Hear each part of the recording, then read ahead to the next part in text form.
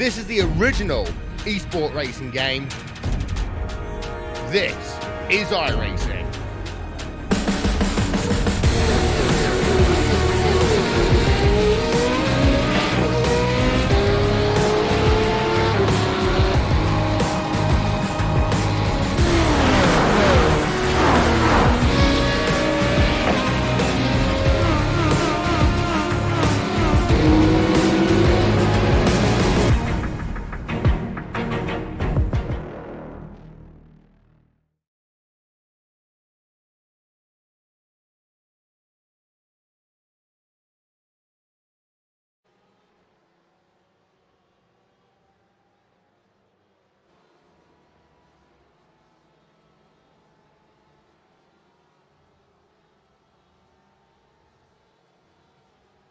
Good evening, everybody. Welcome to the iRacing Esports Network and welcome to the land of the rising sun here in Japan for the latest installment of the World GT Championship, rounds 19, 20 and 21. Coming to you today from Twin Ring Motegi. There's the track map. 4.75 kilometer circuit, home of the Japanese MotoGP. First two races will be held in the day. Final race will be under what few floodlight we have. In the commentary box then for 3 races tonight alongside me, Adam Bath, is iRacing aficionado, pretty much Alex Simpson. I think you've pretty much covered it all, really. I was just thinking then, you've done the single-seaters, you've driven the Porsche, you've driven pretty much everything, and we've got the GT cars coming up tonight. Indeed, yeah. Hello everyone, good to be in the booth as always after a little week's break now. So yeah, looking forward to this one. I quite like Motegi. It's a great circuit, it's got a nice flow to it. It's tricky to overtake, it is very, very short, point and squirt kind of circuit. You'd think of all those hairpins that you'd be able to make moves, but it's very difficult to get a good run and get a draft. So really you're looking for drivers making mistakes off of corners so you can try and capitalise, but still going to have to be a bit of a lunge into some of these corners, so we may see the odd accident. I think I say that every week in every one of my comms. But of course, I think really essential that you've got to try and outbrake your competitors out on circuit. So yeah, definitely if people are going to make moves, these reverse grid races, we're going to see people really being very aggressive on the brakes. So watch out for those reverse grid early couple of laps. It could be it could be messy, but we could also see some absolute phenomenal moves. Yeah, the drivers have got no choice, really. They've got to get their elbows out because the races are so short. We're back to the sprint race format after the second of our Enduros at Spa a couple of weeks ago. We're pretty much nearly 2/3 of the way through the campaign. After this, we've only got 5 more race meetings, I should say. Cota, Silverstone, Road Americas, Barcelona in Spain, and the Glen to end the campaign. Qualifying is currently taking place at the moment, 15-minute session, and we're looking from high above, from the exit onto one of the longest straights on the circuit, really. The only annoying thing, Alex, is that the right-hander at the end of it is A, 90 degrees, and B, not a very hard braking zone. So even when you're alongside someone in front, it is still very difficult to go by as they head underneath the banking. Yeah, the only thing that does make it interesting is it is downhill in that braking zone as well, so it does extend it just a fraction, and it is easy to get wrong, maybe lock up and just run a little bit wide. So you know, if you're putting a lot of pressure on somebody down there, it is a viable overtake. But you're right, you have to be really, really close, as I think that was Christian there, wasn't it, going for a little spin in turn 1. Yeah, Christian Scheiner in the gravel on the exit of turn 1. Now looking here at Barry Baird as he goes through the first sector of the lap. Currently sat in second place, 4/10 of a second away from our points leader and current pole sitter, Keith Camilleri. Got a 30-point lead over Mark Fletcher in second. In fact, it's a Ferrari 1-2-3. With Michael Abdoka in third. All 3 of them driving for different teams, though. Casey racing for Keith. Fletcher driving for Radicals Online Motor, who had pretty much a meeting to forget at Spa a couple of weeks ago. And then in third place in the championship, Michael Abdoka driving for TechSense Fitstar Motorsport, who had the opposite of that. They had an absolute fantastic race meeting. So that's the state of play there. Then it's Challoner in fourth, Laszlo Kotrox in fifth. Then there was Bibi, Richie Kafenku, Christian Rose, Brandon Tabone, and Brian Lockwood. Only 250 points or so separating the top 10 overall. So even though we've got 5 race meetings still to go, that is still pretty open. Over in the AM category, Christian Rose, he's got a 70-point cushion over Mark Woodhouse. You can see there from the timing tower that Mark is currently the pole sitter in the Pro-Am category too. Michael Blake in 3rd, then 4 points behind him at Simon Underhill. And then Ben Gregory a further 67 behind. 47 behind after that. Teams Championship, relatively close. It's KC Racing now, the 217-point lead over Texense Pitstime Motorsport. Leapfrogging Radical's Online Motor into 2nd place, as I said, after that disaster of a race meeting at Spa-Francorchamps. Then it's Radical, CQR Club, Team Mad leading the Pro-Am category, Nomad Sim Racing White in 7th, and then CQR GT 8th, 9th Sim Sports Racing USA, and Racecraft Esports rounding up the top 10. So that is the state of play in the points. And the final race will be under floodlights as well, Alex. And we were just talking before we came on air, saying maybe on the front straight you'll have a bit of floodlights, a bit of lighting there because of the oval on the outside of this circuit. But once you exit the first sector or so and head into the wilderness outside of the oval, you're pretty much going to be relying on your own headlights. Oh, I think so. Trying to remember if I've done a night race here. I think I might have done. I want to say I did one in the Kia, but I might have been wrong. Yeah, we just saw Chris Wood go purple in the sort of final 3 sectors as well. So he's now moved himself up to provisional pole in the AM category, quite a way ahead of Woodhouse as well, 7/10 of a second. So very good lap time for him. No one out there really making any moves at the moment, though, in terms of the sector deltas. Dave Baker with a green sector 2, currently sat 12th in class. Nothing else really happening for him. He crosses the start-finish line, doesn't improve. Actually goes into the pits. You come past the pit lane here, but this is not the pit lane that the drivers of the World GT Championship are using. This is the pit lane for the, I'm going to take a punt and say, the east layout of the circuit, which we have seen that configuration used before on this channel in some of the older championships. Not many of the series we do ever come here really, but we are racing here today. I was just trying to remember actually when we have done that. I think that was like some MX-5s and things like that we've done that on the short circuit there. Maybe the V8 supercars as well. I think they might have. Yeah, I think you might be right.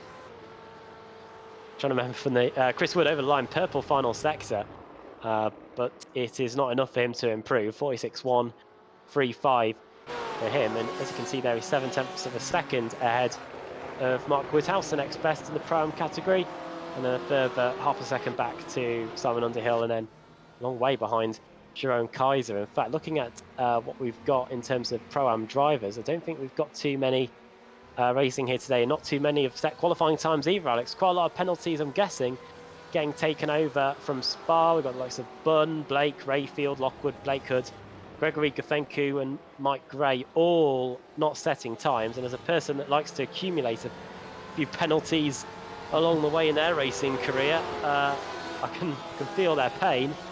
But they haven't got too long to set a lap if they haven't got a penalty. We've just gone past the halfway point.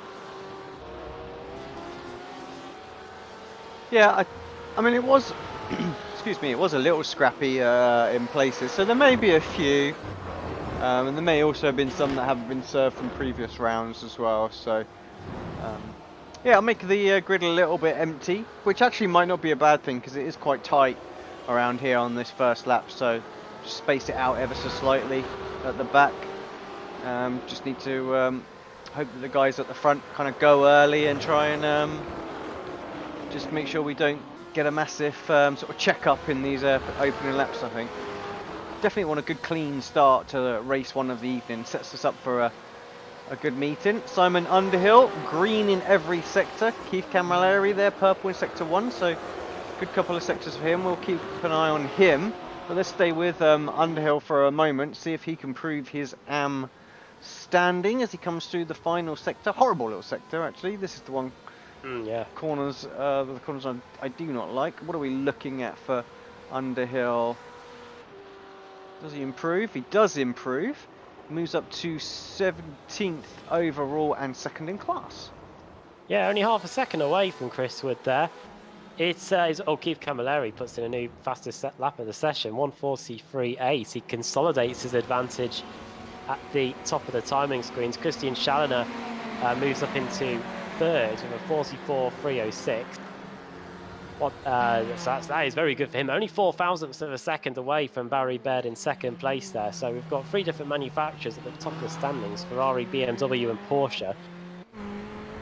Even though it's got quite a few long straights, Alex, the corners that might suit the BMW and the Porsche. But as things stand, it's Ferrari that reigns supreme here as it enters the final third of the session. Yeah, the balance of performance for this season definitely seems to have been adjusted slightly, and the Ferrari and Co seem to be just a little bit more competitive in places that they wouldn't be. So yeah, just on board with Fletcher as he starts a lap. Again, he, a 10th of a second here would get himself up into 4th place, so stay with him, see what he needs to do. Runs a little wide. I think he got away with that. You can just put a wheel on the grass there, can't you, before getting the off track. Using all of the track because need to on the braking. Bought the lap, so obviously wasn't happy at all with the first couple of sectors there. Slowed right up, saved the tyres, and will collect himself and go again. He'll get one more lap, that's it. Who else have we got out there while he's on a cool down? Dave Baker, he's probably coming up to the end of a lap. They will want to improve.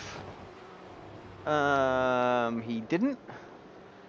So Woodhouse on another good lap, it may appear.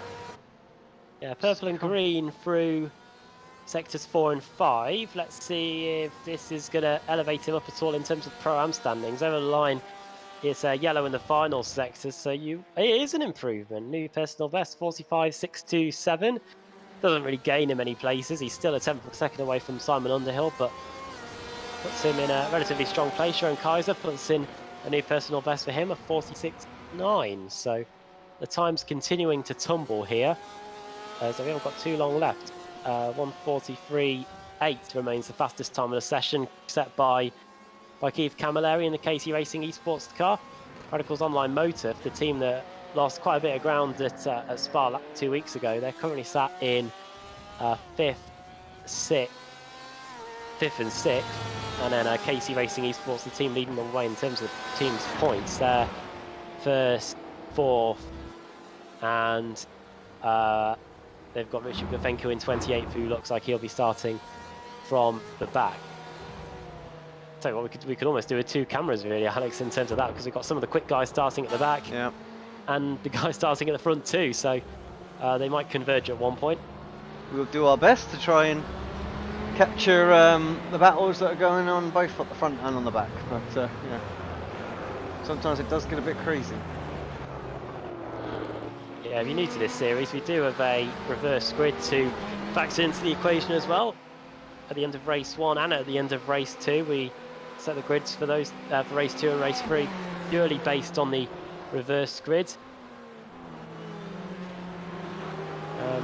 It does often lead to a few big surprises, and you can't really try and work on it because it could be anything. It could be as few as the top 20, and then that favours the guys that finish right at the front in race 1 because it means they haven't got too much ground to work up. And then it could be a full one, and then the meeting really does get flipped on its head. Here comes Chris Wood then, purple final sector for him. He does or was that Freitas? It was Miguel Freitas, there we go. 1:45.4. Not an improvement for the Portuguese there. Car 999 stays in 16th place overall, 15th place in the pro category. Yeah, for those that don't know, white in the position indicator is your pro driver, and then the red is your pro-am. There we go. And if the numbers start flashing red, that means they've gone off somewhere. So hopefully that helps. If they're a pro-am and have gone off, I'm not too sure actually what happens with that. We'll just have to check our event viewer, I think, if one of them go off at any point. Yeah, it can also flash on the mini-map as well, so should be able to see it there. We have got the checker flag come out, so this will be everybody's final lap. There's not an awful lot of time. Should get it in if they've started one, of course. It's Barry Baird who sat in second place. Just looking at his sector times on this lap. 15.6, that's a tenth quicker than Keith Camilleri. 14.4 in sector 2, that was another couple of tenths quicker. Sector 3, 14.8. Bit slower. It's going to be close though. So what can you do in these final couple of sectors? Personal best in, in sector 4. Yep. Lighting them up. 20.3, which was a couple of tenths of a second quicker than Keith Camilleri. Now it's about this drag down the straight. Of course, this is where the Ferrari is at its best. Hopefully he doesn't lose too much time for him, for his sake there. Down to the right hand of the 90 right, downhill as well, so difficult to slow the car down under the banking. Quite surreal that, and then through the left hand, King Card on the brakes while still trying to turn into the final chicane. Now onto the front straight, where we're going to see if Barry Baird can get his BMW onto pole position. He's currently in second, over the line he goes. And he stays second, 1:44.379, not able to improve.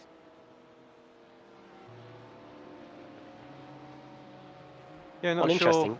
Yeah, not sure quite where it all fell apart for him there, actually. But I think we were just comparing that to Keith's previous lap rather than his fastest lap. Oh, so yeah, just giving us a bit of a false read there on potential pace. And Chandler didn't improve, who was tucked up behind him as well. One thing I have noticed is that is new for our overlay. I don't know if we can get it on the timing graphics or not, but I've just noticed that we can see how much driver's iRating is going to improve by doing these races right now. I've just noticed. So Keith Camilleri. Yes, I think we might be able to get that. I think that's just yeah. Oh, so this is if it was an official session, and of course it's not official session, so they won't actually improve. But you know, if that's where they were to finish the race in an official session, they were all out on track.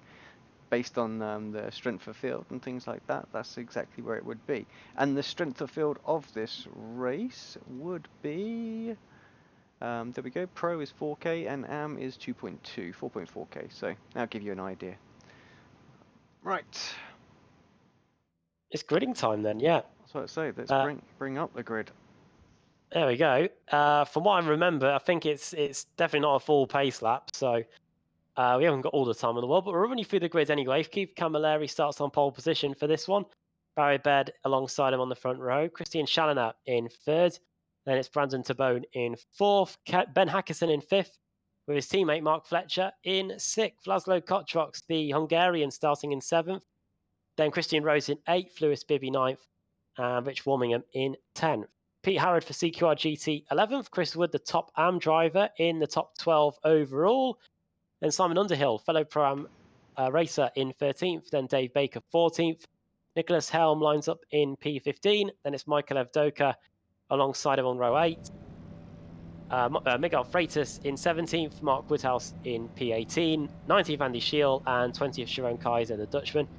James Underhill, the final driver to set a time, 21st. And then after that, I saw the cars that didn't set times, lined up based on their iRating. I believe it's Richard Gafenku, then Ben Gregory, then Michael Blake in the Immortal Small Time car, then Josh Rayfields, Mike Gray, Lee Woodburn, and then Brian Lockwood, Ash Blake Hood, and Matt Bunn starting all the way down in 30th. Not too sure if they've even started, so I'll wait and see if they appear at the back. But anyway, off we go on a very short pace lap, Alex, and not too much time to get anything up to any of the tyres up to pressure or up to temperature either. So the first corner they go into, where you do have a bit of a run to get to, they're going to be completely cold tyres and cold brakes as well. Yeah, I don't think these GTs will suffer too much. Some of the new tyre models, cars on iRacing, they are a bit sketchy, but I think these GTs are okay. They've almost got your best available grip at this point in time, so shouldn't be too much of an issue breaking into turn one. Of course, heavy fuel, they've been on light fuel, so That needs to be taken into consideration as Keith Camilleri takes us away and gets a very, very good jump at the start. Yeah, here we go. Race 1 of the day is underway here at Twin Ring Motegi. Into turn 1. There's one KC Racing esports car trying to go around the outside there. That's Brandon Tabone, and if he's not too careful, he might lose a place to Mark Fletcher. Down into turn 3, the Ferrari in the Radicals Online Motive car trying to get by, but Tabone is going to be able to hold on to his 4th place and is now starting to put pressure on the Porsche. Problem for Mark Woodhouse, he's dropping down the order massively there. He started quite well in the Pro-Am qualifying standings, and more cars dropping down the order too, Alex, and it's not the best start for Chris Wood or Jerome Kaiser either. Yeah, I didn't see anything, but might have just been coming out of turn 3. Very easy to get checked up there. But everyone's still going though.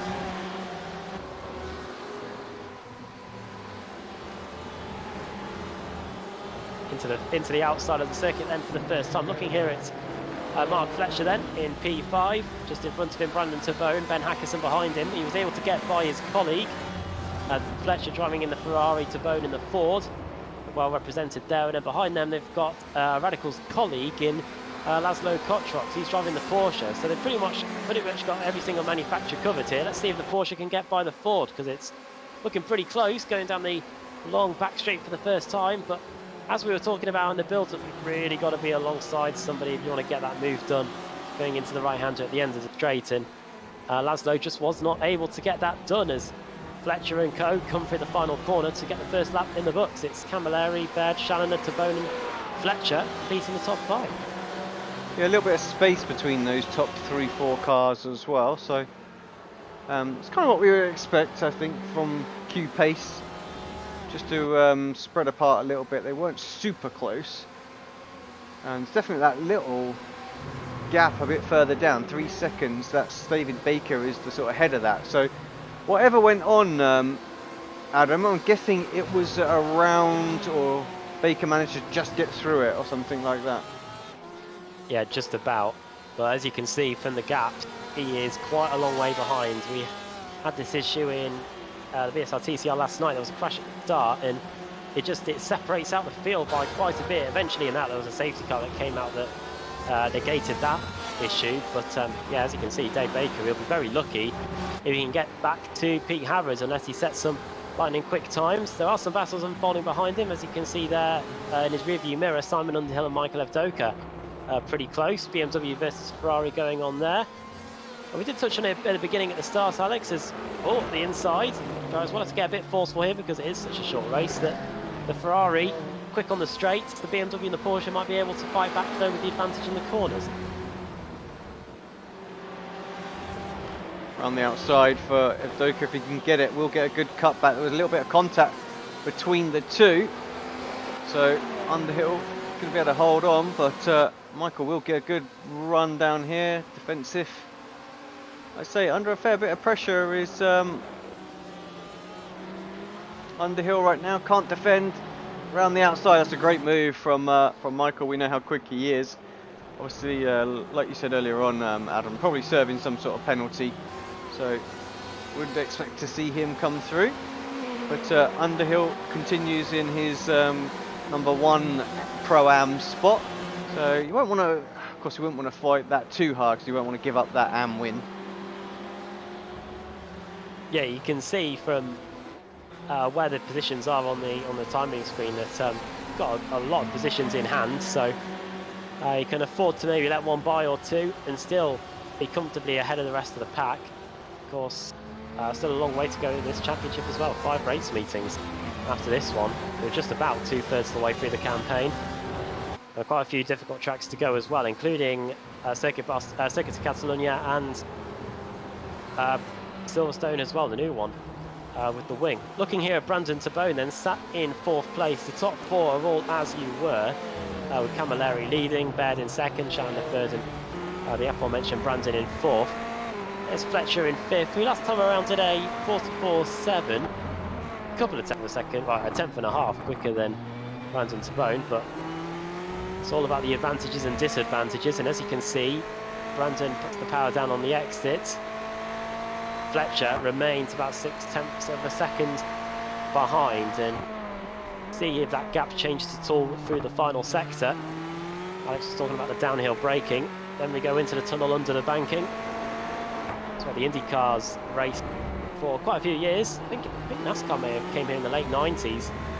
Danica Patrick got her one and only win in IndyCar here as well in 2008. Never line to go. Tabone remains in fourth, and the gap's now stretched out a bit to 0.7 of a second, and with good reason, Alex, because as you can see, Tabone puts in a personal best.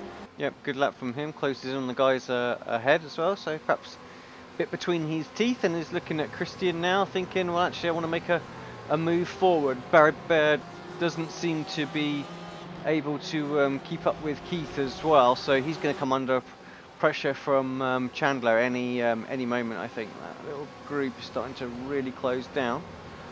What's going on a bit further back? We did say we'd try and keep a little eye on what's going on. This is a good little battle as well. Starts with James Underhill right at the front of that. Then you've got Michael Blake, Mike Gray, Ben Gregory, Josh Rayfield, and Richard Gafenko all in this one. So good little battle a bit further back. Yeah, it is, and these could all be crucial battle. This could be a crucial battle because it could determine who's going to be on pole for the second race of the day. And if you just miss out, that's pretty much your whole race two turned on its head. You could have been at the front, clear track in front of you, and then you're starting right in the midfield once again, and you're surrounded by the drivers that were right at the front in race one. So the drivers know that this could be potentially a great position to be in. Gregory then 22nd, just in front. It looks like Michael Blake is going up the inside of Simon Underhill James Underhill going into the hairpin, and he has done it. Let's see if the Porsche can fight back though. He's in the tow, he's looking to the outside. Some also small time car blocking the inside though. Can the Porsche go around the outside? That is a bit of the racing line. You can see where the track is shaded black, and Michael Blake has a right old wiggle on the exit in the BMW. Usually pretty planted, the M8.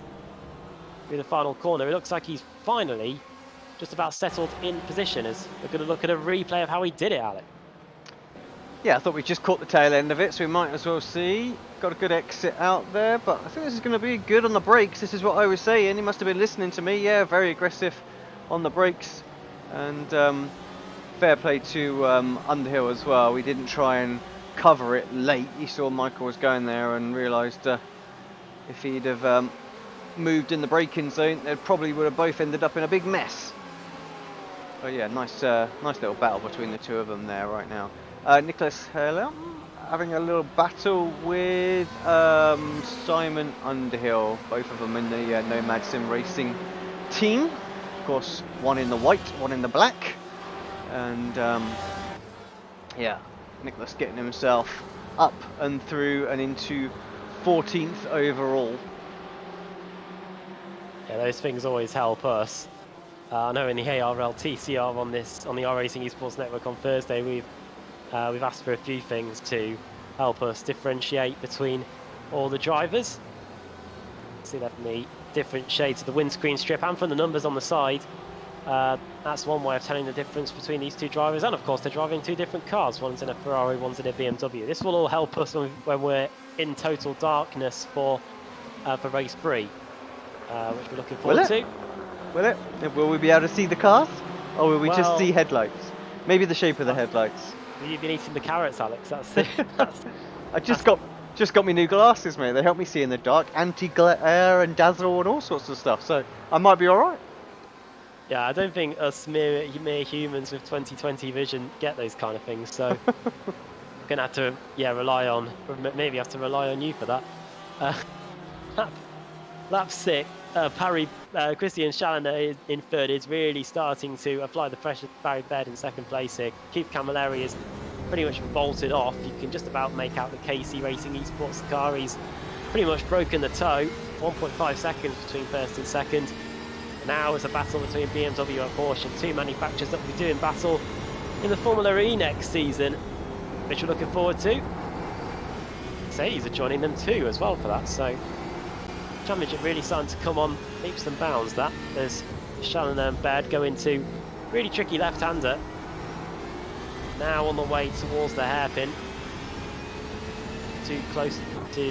not close enough to get a move done, but you rely on Barry Baird making a mistake or maybe drifting away from the apex, you may get a chance, and the gap remains at around 0.4 of a second.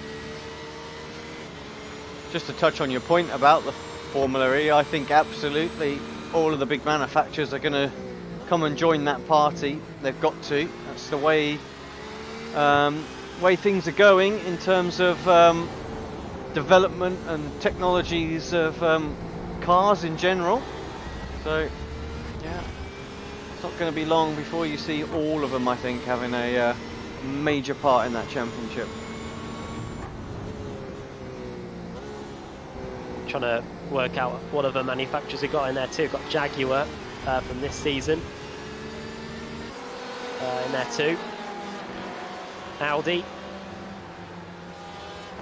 DS, which I believe is Citroen, Renault as well. They're all going to be giving a crack at it. That'll be getting underway in the not too distant future. Barry Baird runs a bit wide there on the exit. You can see the tyre marks just from this TV camera here going into the right-hander. Quite unique at this twin rim Motegi circuit. We go under the bridge and then out into the open, really. Only other track I could think of where we do this kind of thing is New Hampshire, Alex, but with that one we actually race on the oval as well. This track is completely separate to the banking. Yeah, it's pretty unique in that. I like you say, I don't think I know of any other circuit at all that does that. So we did cover a few or what now is known as the ARL TCR, what was then known as the BSR TC. We did cover some of the oval races there on the banking, and that was almost like a road course in itself, because turns 1 and 2 you could get by with maybe lifting off just a little bit through turns 1 and 2, and then turns 3 and 4 you've really got to get on the brake for them. And it was some of the best racing we've seen. That was back when the Kia was a real live wire as well, before iRacing settled it down too. you know what I'd love to see if, I mean, I don't think iRacing could do it, but it would be amazing to do it, was that while this was going on, we had like another league or something like that that was hosting, say, an oval competition on the oval. So we had, like, you know, Indy cars going like a bat out of hell around the oval section. We could hear them in the background, as well as this GT race going on right now. So, you know, different channel calling the action over on that one as well. This GT race was going, just to sort of see it all in the background. That'd be absolutely awesome. Yeah. Almost like your own athletics event, but motorsport, where you've got the track and field events going on at the same time. You've got the 100-meter sprinters, the Indy cars on the outside, and then you've got your big beefy shot put throwers, the World GT Championship, battling out on the infield. That's it. That's just one. That's one way of calling it. Come on, iRacing, make it happen. That would be awesome. Full on Glastonbury of motorsport. That 13 minutes in, then 8 laps in the book. Well, we're on lap 8. 7 laps completed, and within not too long we'll have the checker flag out and getting ready for race 2. Here's Richard Gafencu battling away with James Underhill. He's been pretty much in the thick of the action all night as James, and now he's going to be passed by one of the KC Racing esports cars. Gafencu looking like he's trying to get back to where he was, because he's currently where he started, car 44. That number's usually held by Michael Blake, but it is he that has the 44 today. James Underhill wants that 22nd place going into the hairpin.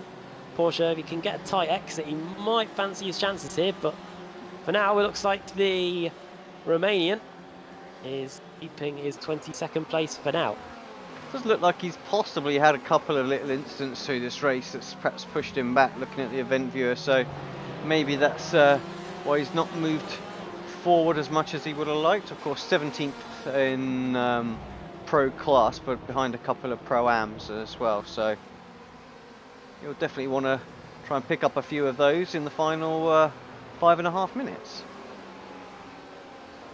Not too long to go. On paper you think it's a pretty short lap here, but it is a 1:44, so just over 100 seconds to get a car around this circuit in a World GT car. Fights here between Simon Underhill, the Pro-Am champion, the Pro-Am race leader, and Andy Shield, Miguel Freitas, who just wants the place. He wants 15th place overall. A top 15 finish would be good for him. He's got his teammates acting shotgun or riding shotgun behind him.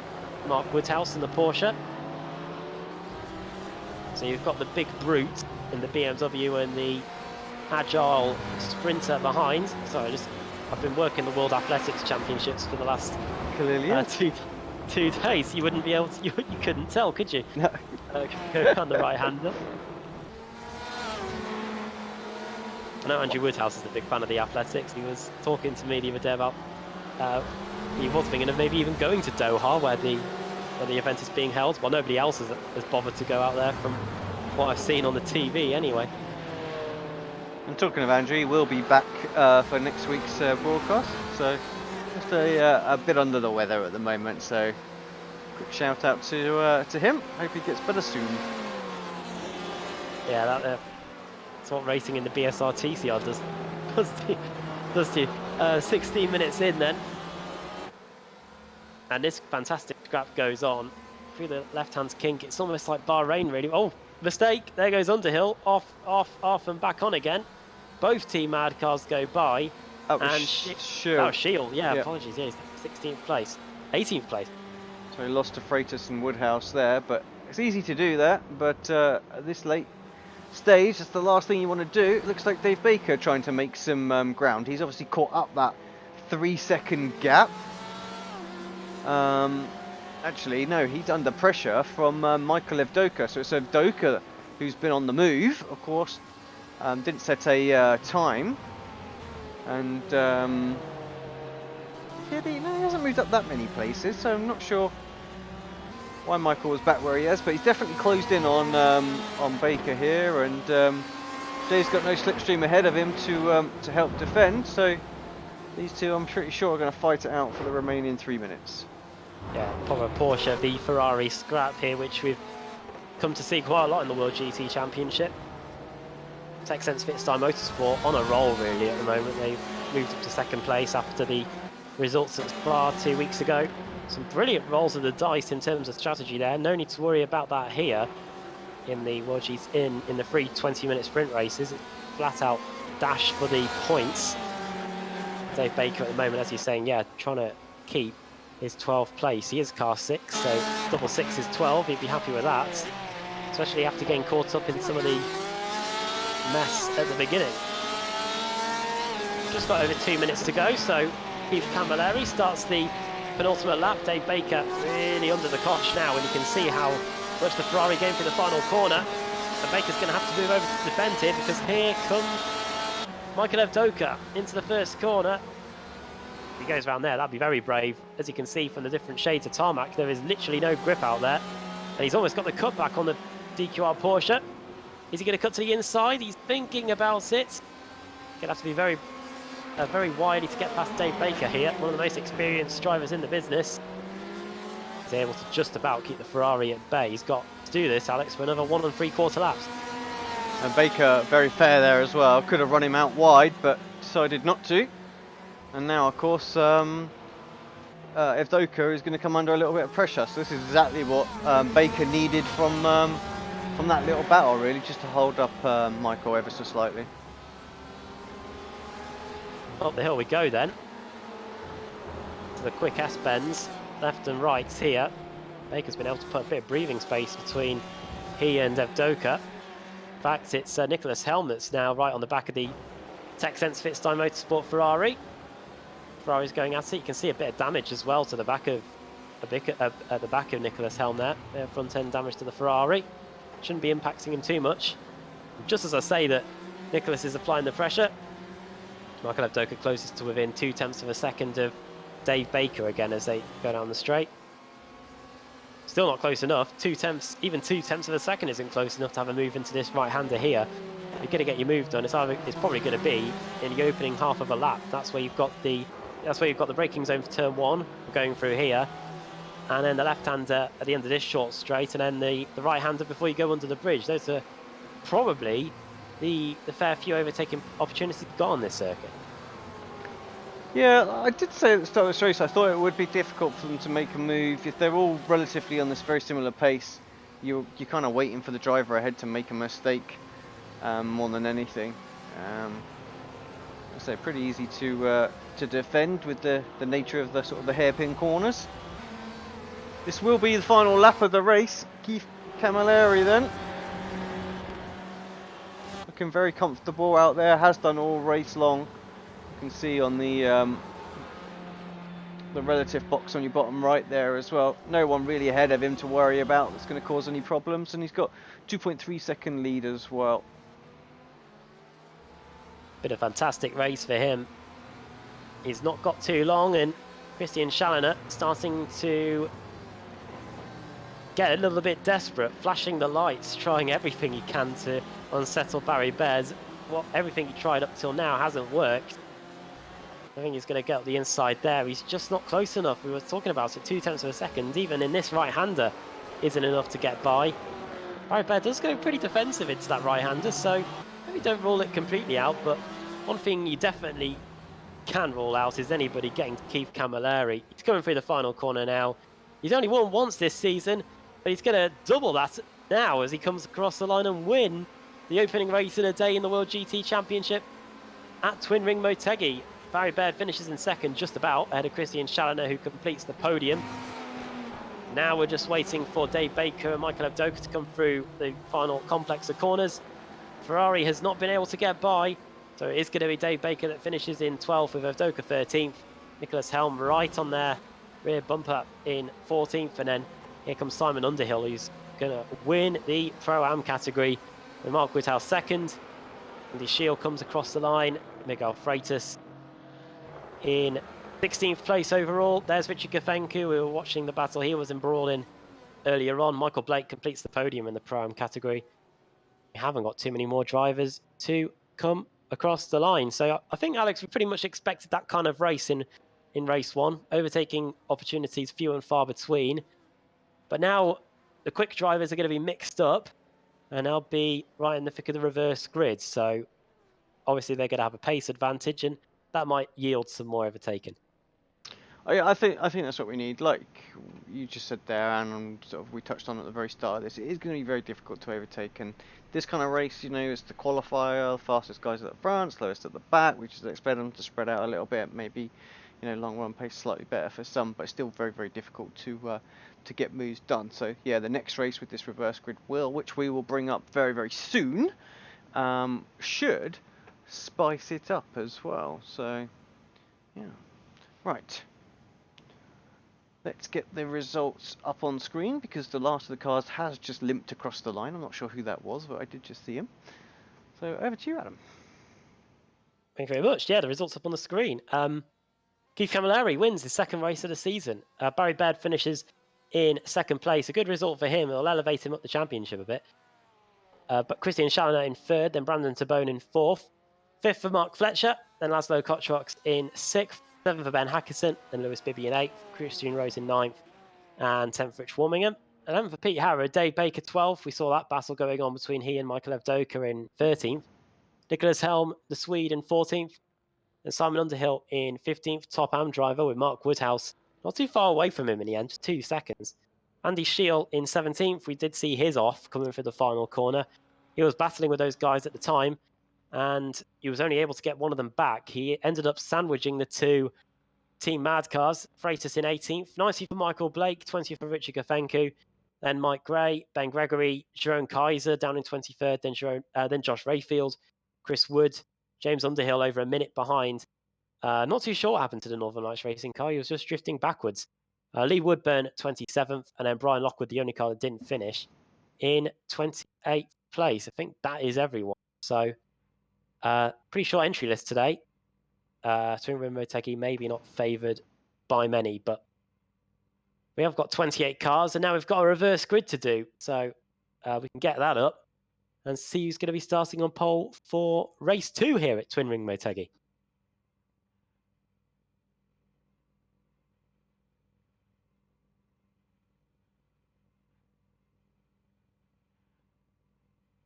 Just give me one moment, as all of a sudden the wheel decides it doesn't want to come up on screen. So I'll just try and get that sorted. And there we go.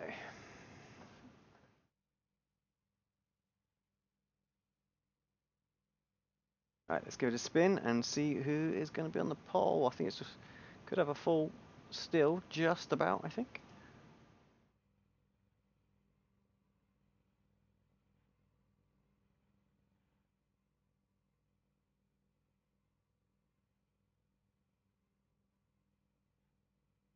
Okay, is going to settle itself on 18th, so yeah, I mean, normally we would say that's a relatively small one, but actually, that's a pretty reasonable reverse grid that we've got today.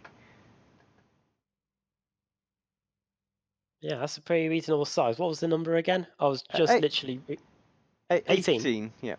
Yeah, Miguel Freitas then goes on to pole position for race 2. Andy Scheel in second, so that off wasn't totally the end of the world for him.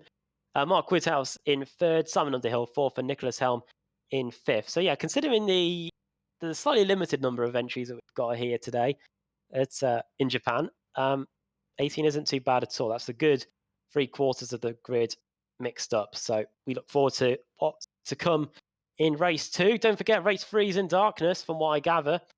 So the second race will be the final one in the sunshine. So we'll see if anybody can make hay while the sun shines. I'm sorry. We'll take a quick break on the iRacing Esports Network and be back for race 2 in the World GT Championship in a few moments.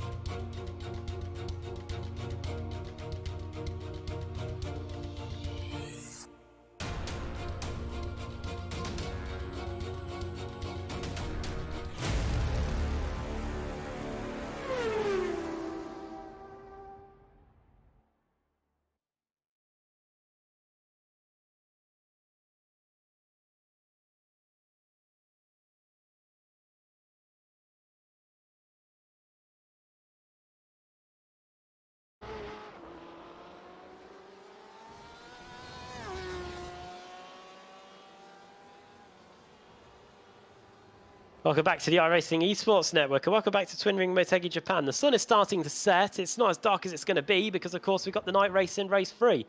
But now we've got our attention on race 2, which is about to get underway soon. As on behalf of Alex Simpson here. And Alex, sun's starting to set, and even that will cause its own problems for the drivers because at some point on this circuit, they're going to be racing directly into the sun. Or the moon. One of the two. Yeah. I set myself a trap for that there. Yeah. Well, yeah, I mean, there's going to be a bit of glare and stuff like that out there, like we get now with the new build, so that's going to make it a little bit interesting. 22 degrees ambient temperature, so it's cold, tyres are going to be good, track's not going to warm up too much, so yeah, we're just going to see them go absolutely hammer and tong at it, I think. Looking forward to it. And we're gridding now, so we can take a look at how the field lines up for race 2 here on the full road course at Twin Ring Motegi.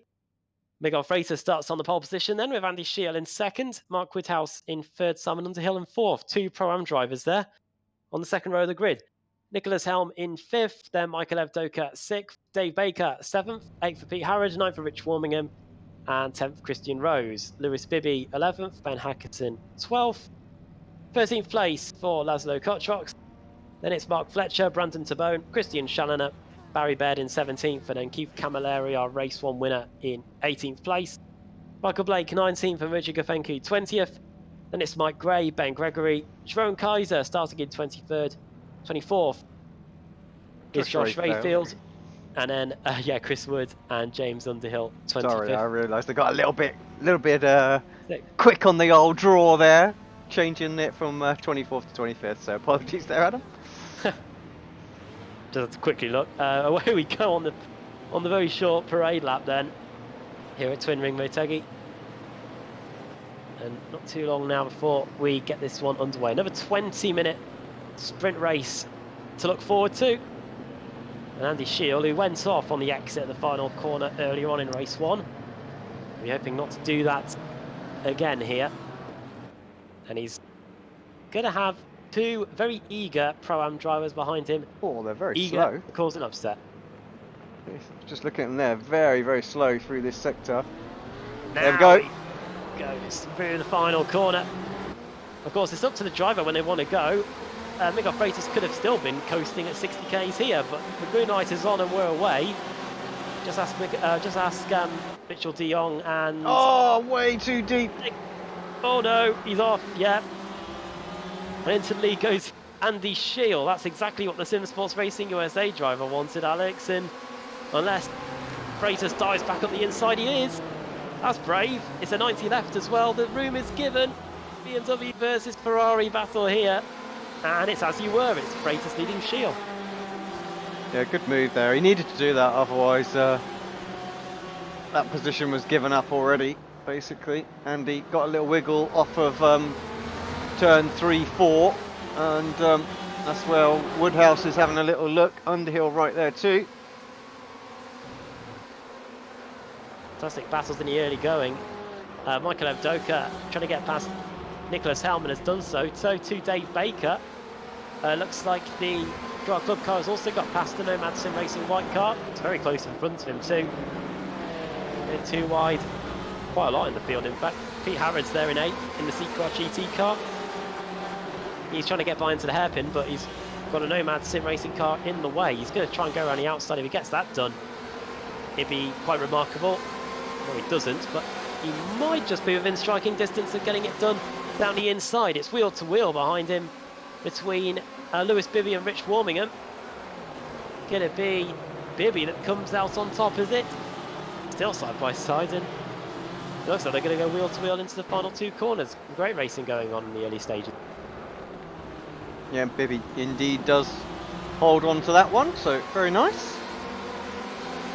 Driver who's improving absolute leaps and bounds. A few people moving down the order. Rich Gafenku, a few people slow. Who else was that? Josh Rayfield and Wood. They were all quite slow on the inside there, so I don't know if they had a coming together or anything like that. And a few people way, way back as well that must have been involved in something. Warmingham and Fletcher, is this? Could be Hackerson actually, having a good side-to-side battle. fantastic scrap here at the end of the opening lap. Then it's Freitas that lead, Shield second, Woodhouse and Underhill the top two AMs, third and fourth overall, first and second in class. Then it's Baker, Evdoka, Helm, Bibby, Harrod, Hackerson, Fletcher, and then this battle between Fletcher and Warmingham. Watch out for Shannon at 2. Very teammates, close there. very close there. Yeah, very nearly colliding going into the S's. They just about get away with it. Ford versus Ferrari, and also Porsche there. The Radicals Porsche trying to get by the XVR Sim Racer car. Oh, Warmingham, something's happened. You can see a whole lot of cars scattering in the background of that shot. Problem for either Warmingham and maybe Christian Rose as well. Both of them have lost 7 and 8 places respectively, so something definitely went on the exit of that left-hander. Yeah, I can't see that Warmingham's gone off. Let's have a look at the first car to go past him. So Hackerson goes by. It's in the first sector, isn't it? So probably be a bit further around. Let's just stay with it. This was obviously when they were battling. We'll see, hopefully we should see what happened.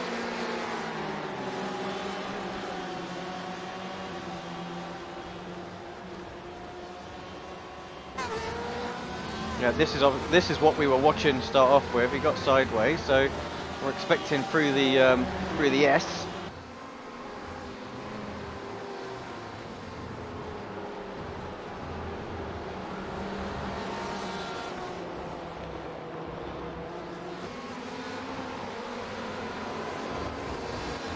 Just get himself all crossed up going in here.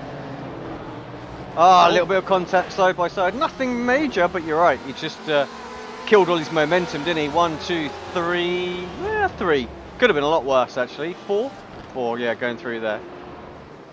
And Rose was stuck behind him. He had nowhere to go in all that. That's why he lost quite a lot of those places too. Fight for first and second in the Pro-Am category then. This is Simon Underhill versus Mark Woodhouse.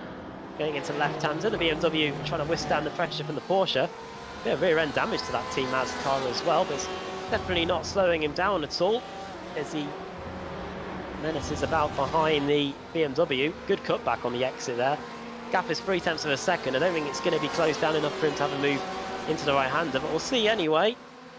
Lights are on, of course. The natural light starting to ebb away here. But as we complete the first quarter of the race, it is still Freitas Shield, and then this battle between Underhill and Woodhouse. If Woody can get a good exit through the final 2 corners, he might fancy his chances, but all of a sudden Underhill's really hit the ground running. 0.6 of a second the gap's now gone up to, and maybe he knows we're watching him. That's a very decent lap from him. It may even be a personal best. No, it isn't, but 45.9 is still pretty good. Fantastic exit, really. It is a tricky corner, and some drivers can make or lose an awful lot of time there, and that's exactly what we've seen. So, yep, Woody's going to have to try and reel him back in through the rest of the circuit. He'll know now where he's got to improve. Hopefully he can spot Simon's line through there and try and help himself out.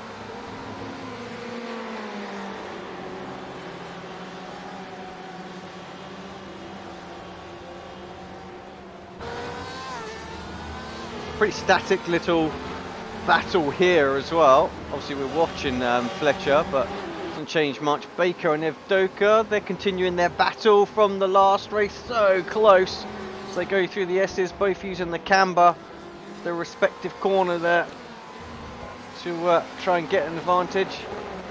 Nasty little left-hander this as well. So easy to overcook the brake in there, and the rear comes around. But Baker able to hold on to what is 3rd place in class.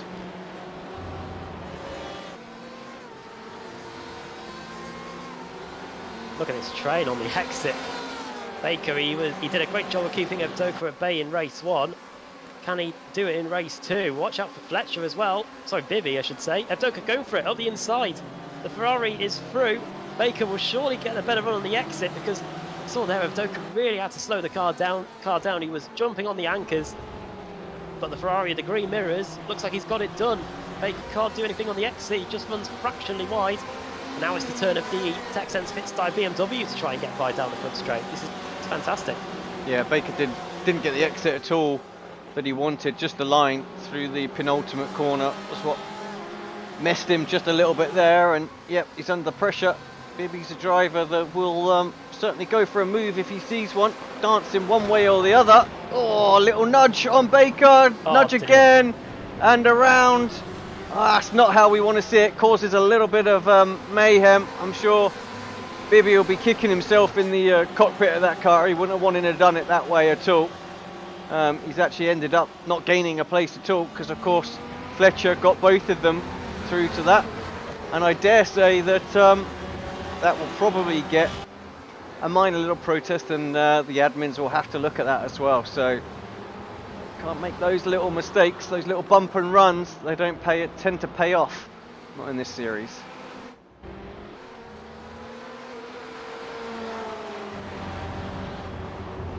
Once again, getting pretty close at the very, very front.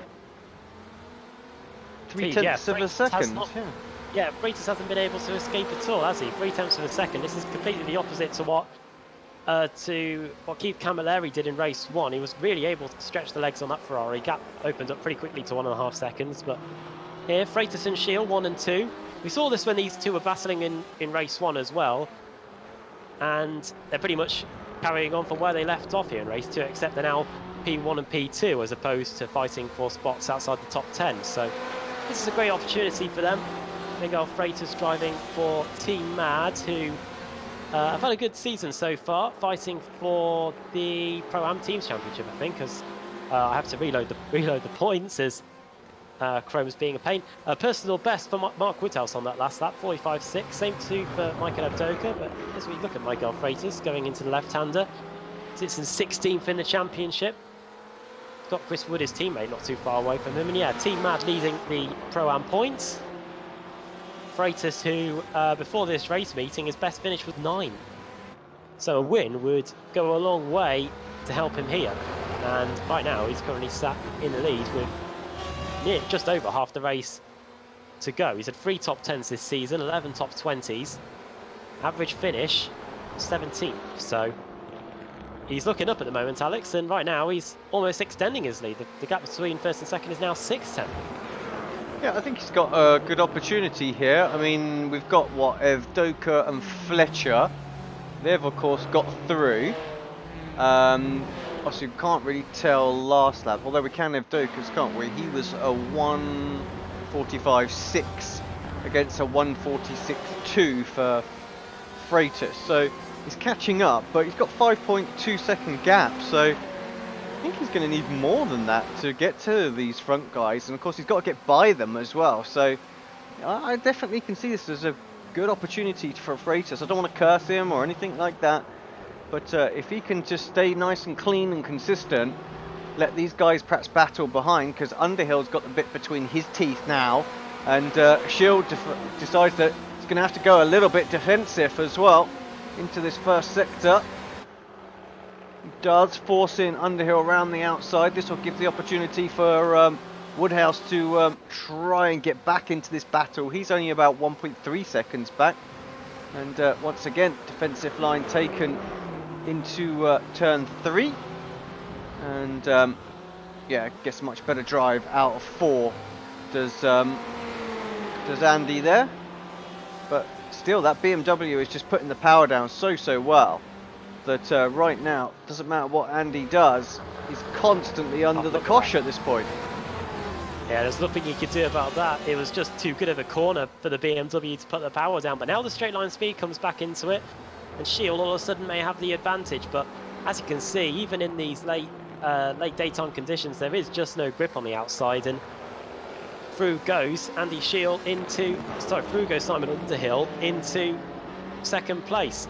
And just when we were saying that Miguel Freitas wasn't escaping, the BMW really has stretched its legs, and the gap is now 1.7 seconds. So in the last 2 minutes, he's checked out Freitas, and now he hopes that Shield and Woodhouse Shield and Underhill continue their scrap for second, and he'll be able to increase that advantage a little bit more. It definitely shows no signs of stopping this fight for second place as we go into the right-hander. Good job by Underhill as well, because of course he is a Pro-Am as well. So first is the overall race leader, Freitas, and then second is the Pro-Am leader. So we've got 2 1s at the top. As things stand, they'll both be collecting a winner's trophy as they come up the final corner over the line. 2 1s and 2 2s. As Woodhouse is, of course, second in Hurrah. class as well. Oh, deep there for Underhill, but actually gets it collected back up and gets a reasonable exit. And again, you can see the Fitzdive car of Evdoka and the Radicals of Fletcher behind, getting fairly close to one another as well. I'll be interested to see what Underhill's lap time is now that he's released, because he did come up behind these guys pretty quickly, and I think that might be the threat for Freitas now. I was perhaps looking a little too far back and counting out Underhill's pace, but he certainly got some in the first sector. He was just ever so marginally faster, but nearly 2/10 faster in sector 2 than Freitas. So yeah, he's coming.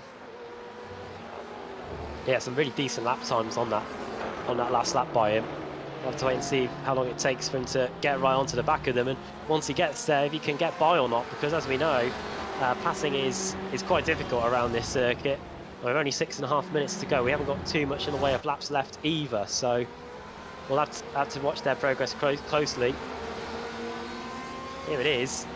There are a few trains. Watch out for the KC Racing Esports car right in the background there. That's Keith Camilleri that's very close. Here is a replay of Mark Fletcher then, trying to get by Michael Evdoka. This is how he's going to do it. Exit the left-hander. The Texense Fitzdi car gets a bit on the grass. This is a battle between two teams vying for that second spot in the teams championship. And up the inside goes Fletcher there, past the Texense Fitzdi Motorsport car. The car 111 is up into 5th place. A fantastic race from him so far. 9 places gained, biggest mover in the field. He is 2 seconds away from Mark Woodhouse, and last time around he was 0.3 of a second quicker, even though he was trying to get by one of the Ferraris. So we'll have to wait and see if he can gate crash the top 4 before the end of the race. As we look here at Keith Camilleri trying to get by Ben Hackerson. The race 1 winner has latched onto this train, and just before we went to that replay we could see him trying to get alongside Hackerson on the exit of the hairpin at the back of the circuit. Now he's got the Ford, the Ferrari and the BMW in front of him. We'll see if the race 1 winner, who was so dominant, took his second win in race 1, can get by all these cars in front of him. There's really not a lot of time between this field right now. You can see it on the mini-map. I mean, it has gradually spread apart, but not a great deal. And even when you look at the intervals there as well, it is really, really tight.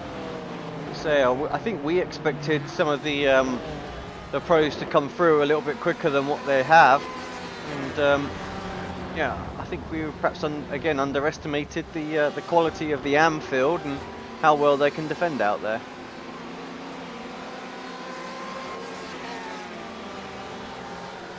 Looking here at the battle for 12th place then, Baird and Warmingham.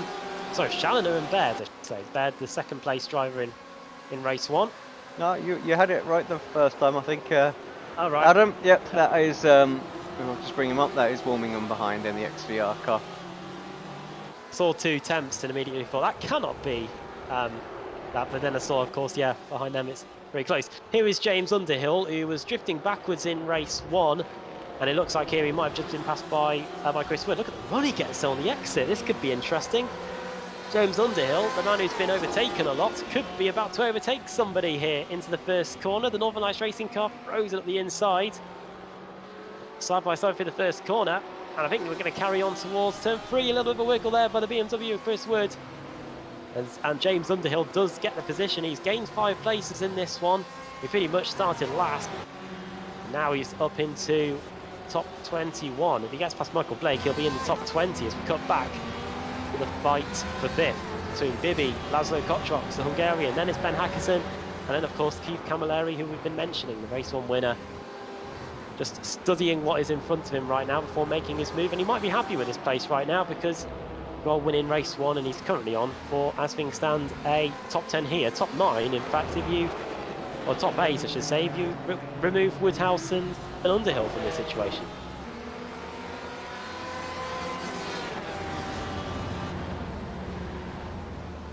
Having a quick look at timing sheets and things like that, not a great deal actually going on. I mean, it's very, very close. What I will say, with 2.5 minutes to go. The gap is now it was for a moment under 1 second. Let me just ever so quickly change our overlay setting to this, and then you can see actually the on-track intervals for the whole field. It's very, very tight out there, but yes. Lap time, last time by then. Let's see what we've got. You see that time delta gradually ticking down. It was a 1:45.5 against a 1:45.6. So it's only a tenth of a second.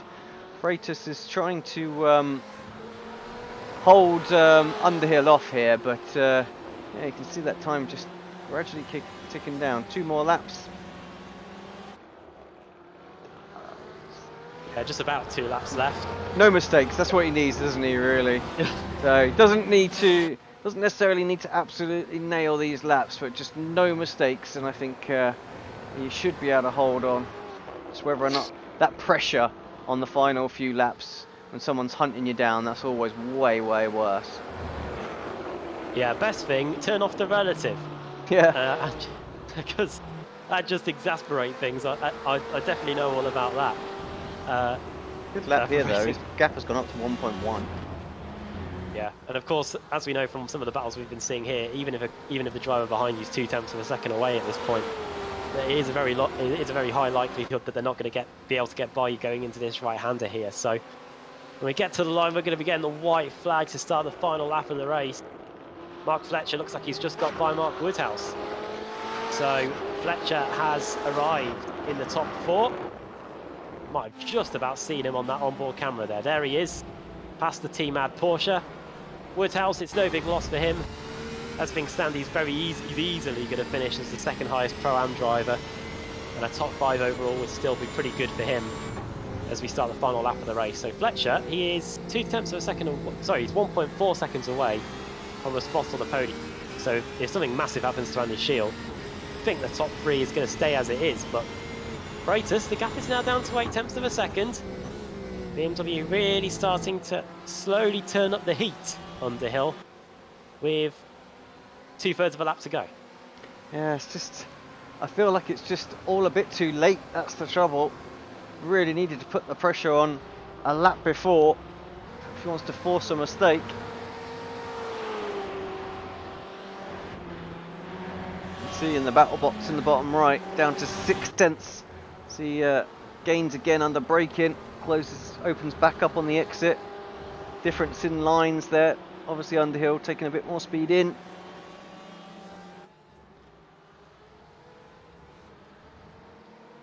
There's just a bit of a lap to go now. The gap's down to 0.6 of a second. It could be less than half a second by the time we go into the right-hander. He's taking chunks out of the gap, corner by corner. But 0.6 of a second should just be enough for Freitas to get his first win. As we said earlier in the race, his best finish was 9th up to this point. And now he's going to try and get his hand on the trophy and a little bit of the bubbly as well as he goes into the right-hander. Underhill's trying everything. The gap is half a second. But as long as Freitas doesn't put a foot wrong going through the final corner, he hasn't. He accelerates to the line. It might have been a lap too late for Underhill. I think you might know that. But Miguel Freitas is a winner in the World GC Championship. He wins race 2 of the day. Simon Underhill finishes 2nd and wins the Pro-Am category with it. Andy Shield completes the podium overall. Fletcher 4th. Woodhouse, the 2nd highest Pro-Am driver. There's Christian Rose, who really got held up early on and was not able to recover. And here is Chris Wood. Once he got passed by James Underhill, he wasn't able to get back past the Northern Lights Racing driver and stay in 21st with and stays in 22nd with Underhill 21st. Gregory and Gray are the last 2 cars to come across the line, and they have done so now. So very quick finishing order. Everyone very close together. And yeah, Simon Underhill, he was flashing the lights there at the end. Alex, I think he's pretty happy with 2nd place, but I think he knows if he had one more lap, he probably would have been able to have got by Miguel Freitas, or at least try to get by. I think you're right. Indeed. Straight to the point. Finishing order up on the screen. Yes, indeed, Will. Miguel Freitas wins. Man of few words, me. You should know this by now, Adam. Oh, look. Been on holiday together for the last 3 years. So Miguel Freitas wins. It's not as romantic as I've just laid out. Miguel Freitas wins. Simon Underhill finishes in second and takes the Pro-Am honours. Andy Scheel in third with Mark Fletcher fourth. Mark Woodhouse fifth. Then Michael Evdoka, Lewis Bibby, Laszlo Kotrox in eighth. Ben Hackerson in ninth and Keith Camilleri in P10. 11th for Brandon Tabone. Christian Challoner in 12th. Barry Baird, the runner-up from race 1, finishing in 13th. Pete Harrod, the only CQR GT driver in the field today, finishing in 14th. Then Rich Warmingham, Christian Rose, Richard Gafenku in 17th. Then Dave Baker finishing in 18th place. 19th. There we go. For Nicholas Hell. And then a lot of Pro-Am drivers after that. Michael Blake, James Underhill. We saw his ongoing battle with Chris Woods. Those two are there. Ben Gregory in 23rd place. Then Mike Gray 24th. And then the last two finishers, non-classified finishers, Jerome Kaiser and Josh Rayfield. So if we get anywhere near a full, it's going to be Mike Gray on the pole position. And of course, we're going to be under the lights. Well, under what lights we have anyway. It's going to be dark. So Alex, let's get the reverse grid wheel up and spin it for the final time today and see who's going to be at the front of the grid for the third and final race of the day here at Twin Ring. Yeah, let's not waste any time. Let's get straight to it.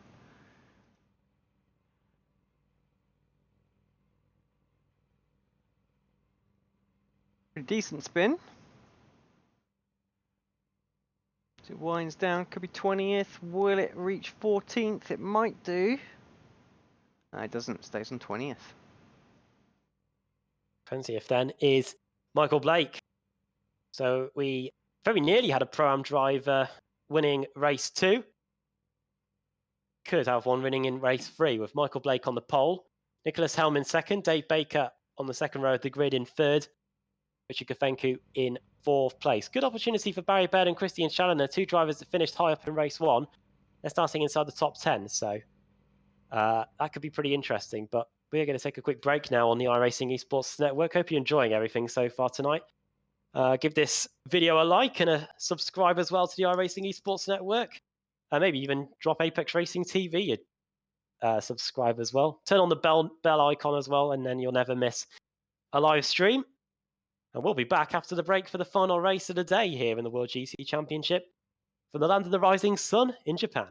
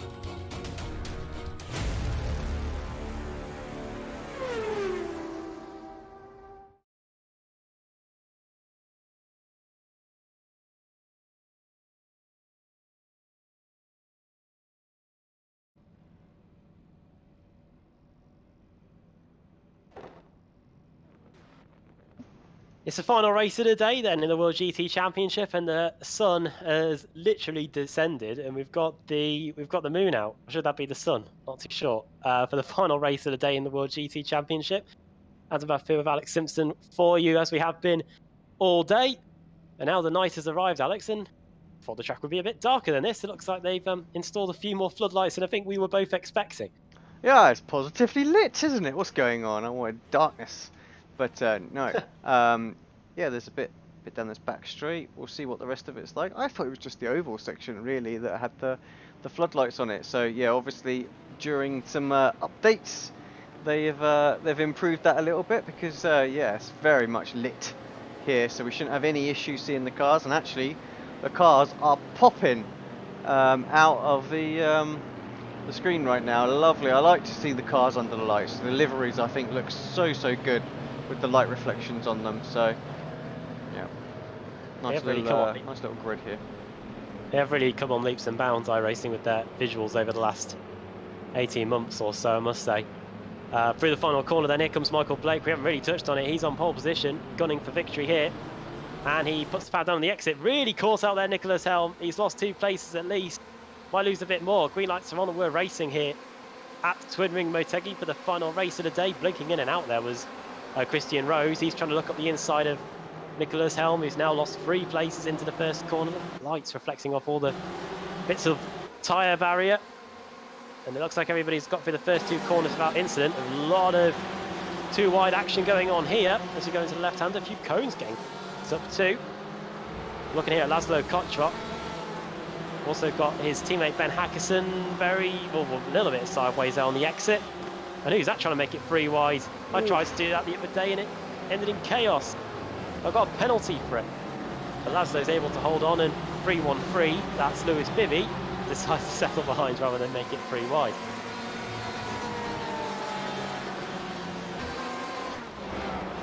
Yeah, good start to this race. No major issues that I'm seeing.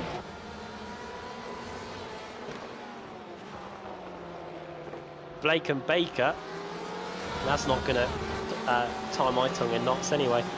So dropping down the order, Lewis Bibby and Michael Avdoka, 2 Texsense Fitztime Motorsport teammates. Hopefully they haven't hit each other, but their race 3 is not going to amount to much. Let's have a look at the replay and see what happened then. So here it is. Into the left-hander, there's the 2 teammates, bang, and around. 2 teammates driving in different cars, but they're both off in the gravel together. And I don't know if a few choice words will be getting said, but they're both right at the back, and they're going to have to work their way through the field now. Yeah, you wouldn't have liked that if that was 2 Apex Racing cars off in the gravel. No, true. I mean, having witnessed what happened in the Rallycross World Championship round 1, where I think 3 or maybe 4 of our cars got together in the first feature race of the season. I can imagine how Sam and the guys are feeling in that team right now.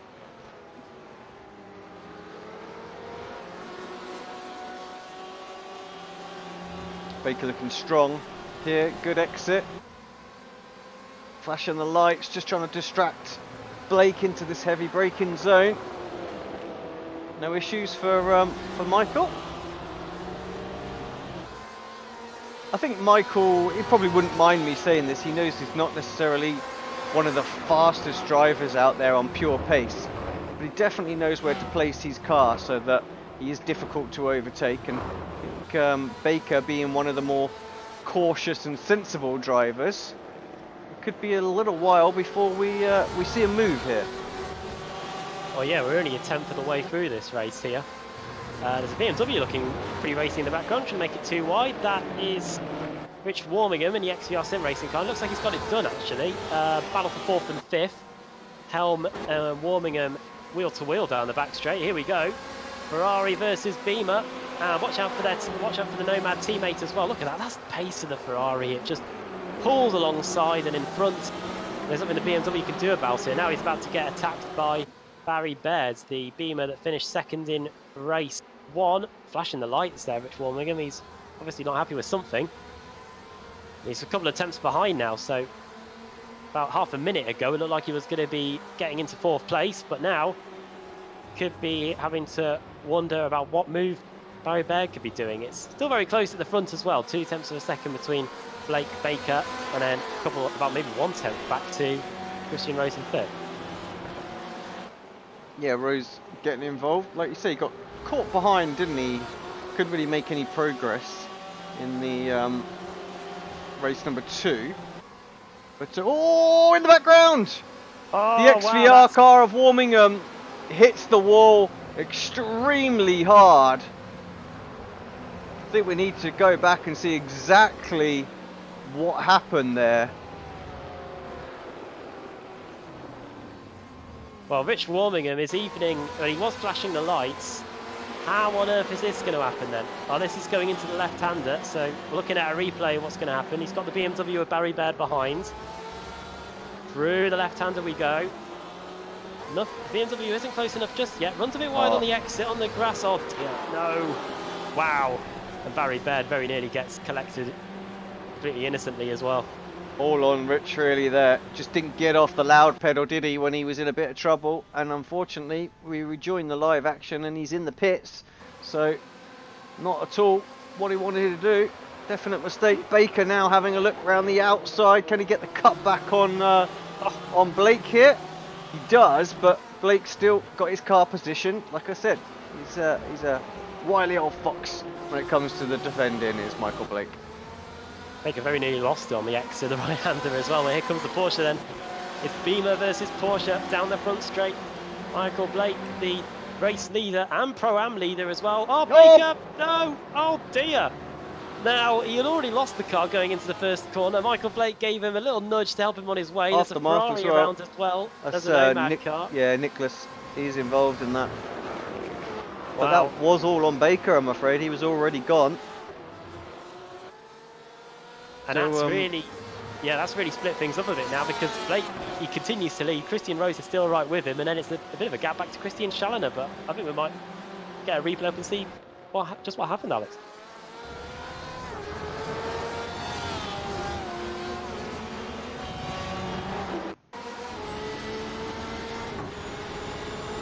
Here we go then, on board with Baker. Yeah, just too much speed, locked the rear perhaps or something like that, and going in. And yeah, just came around, nothing he could do then. Over enthusiastic going into the first corner, or was it just not enough grip on that inside? It was. I think just took a fraction too much speed in, wanting to perhaps get this move done with, you know, done and dusted over, and I don't know, as quickly as possible. He had the chance that he was alongside, carried the momentum in so that he could get clear halfway through the corner, but of course, yeah, still needed to get the old steering lock on there, and you can overcook these quite easily. I'd say after racing in the Audi TCR for a long time, I don't know how I'd be in these World GT cars. I don't know if that might have had an impact. Not in any way having a go at Dave Baker, but look at this, Michael Blake. He's already seen off one attack from a CQR car. Now he's just got to deal with the other one. And we're not even halfway through the race yet. We could still have an attack from the cars behind. Look at Rose darting all over the place, going into the left-hander. Racing through the night here, and he's got a decent run on the exit. Blake gives him the racing room, or does he? Oh, very close there on the exit. I think this might be done and dusted for Rose. Just needs to carry this speed in here. And yeah, that's kind of what Baker wanted to do there. Mistake from Blake. Almost lets in Christian Chandler straight away. He's having to go very defensive. Yeah, how often do you find that as well with these AMs? You know, once they give up one spot, they can kind of almost get freight trained back somewhat because they're offline. But actually, he's recouped quite well there.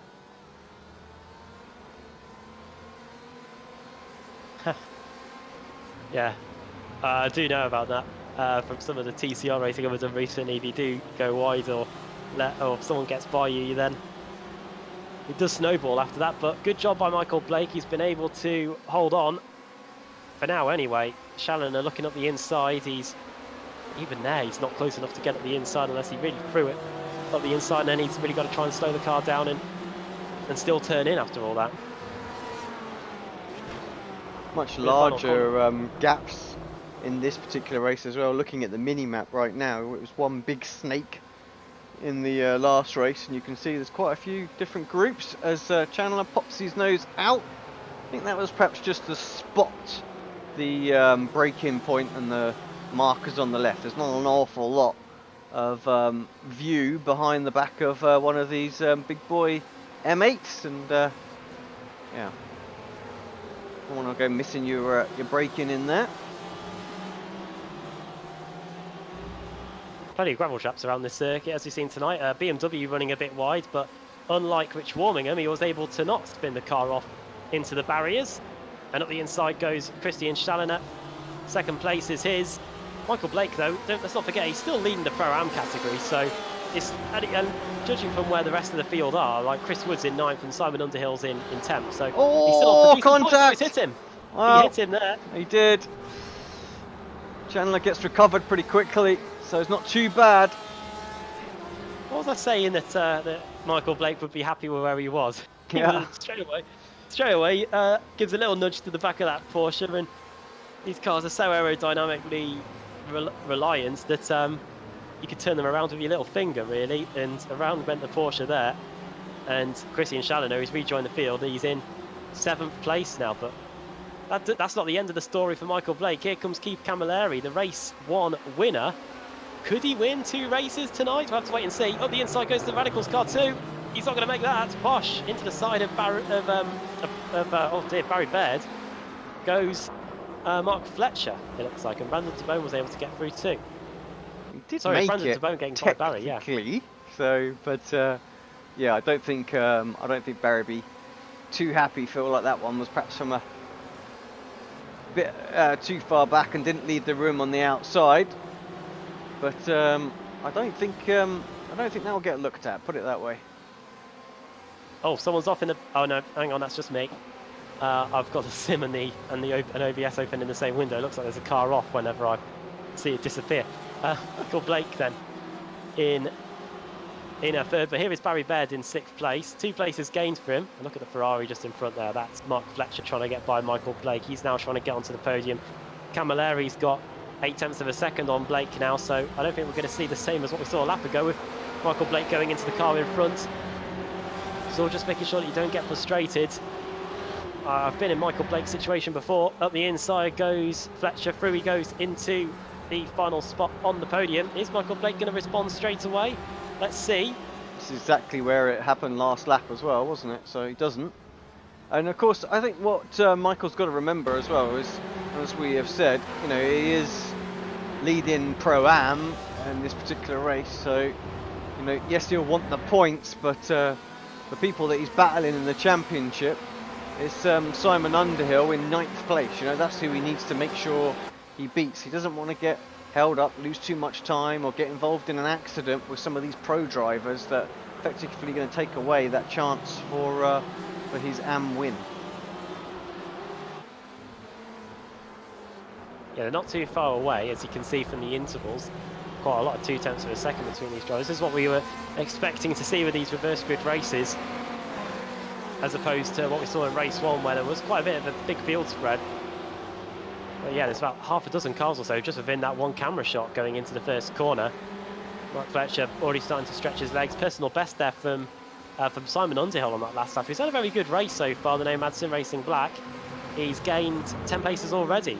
Chris Woods gained 12 as well. So the 2 Pro-Am drivers are definitely working their way well through the field together. Here is our race leader, who's got Keith Camilleri breathing down his neck already. The race 1 winner. Got a good result in race 2, considering he was starting pretty much towards the rear of the field. Now he's got to try and get by the CQR Club car. Last time around, just on this lap, Keith put in the fastest first sector of anybody. Now the Ferrari is really trying to get by the Porsche.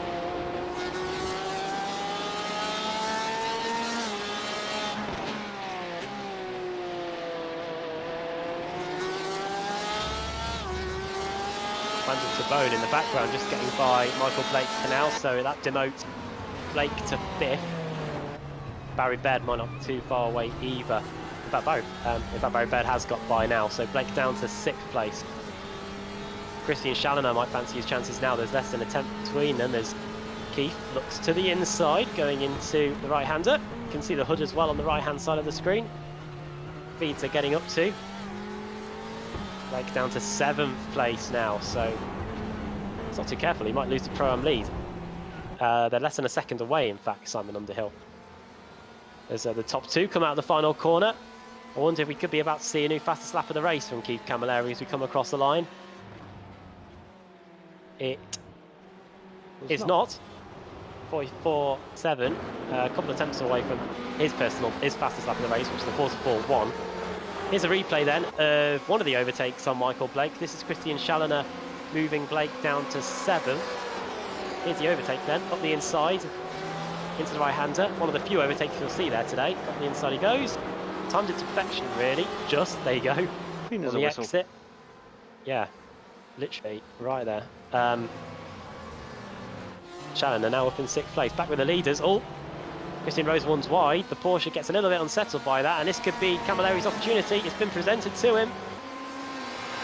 Around the outside, we've got 5 minutes to go here. There's not too much grip out there. He's back up the inside, and Christian Rose able to power around the outside. That Porsche was pretty good on the loose stuff. Oh, and Camilleri looks up the inside, but can't find a way through. Time is on his side. Christian Rose wishes there was definitely not 5 minutes to go. He'd be wishing it's the final lap, but he's going to have to withstand some immense pressure from Keith Camilleri here, because one mistake, just like Christian Rose did there on the exit, the right-hander going under the oval, Keith Camilleri was on him like a shot. I think it's important that he tries to hold on just for Fletcher to get to the back of Keith here as well.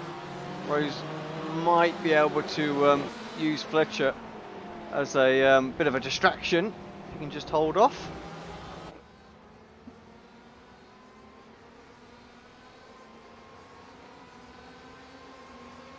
Over the line we go then. 45.7 on that last lap. Obviously Camilleri losing a bit of time trying to get by the CQR obstacle in his way. Michael Blake puts in a new personal best. He's managed to extend his gap over Underhill to 7/10 of a second, so it's 7, 8 and 9 for the Pro-Am drivers. Straight on fight, isn't it, now, between them? And where are they go? So yeah, so Blake and then Underhill behind, so it's pretty tight. Chris Wood right there too. Keep an eye on that little battle in class.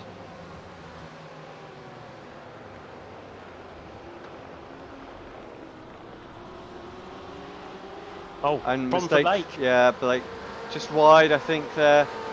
We didn't quite see it, but yeah, let's get that on replay. Pretty sure he's just going to go in a bit deep.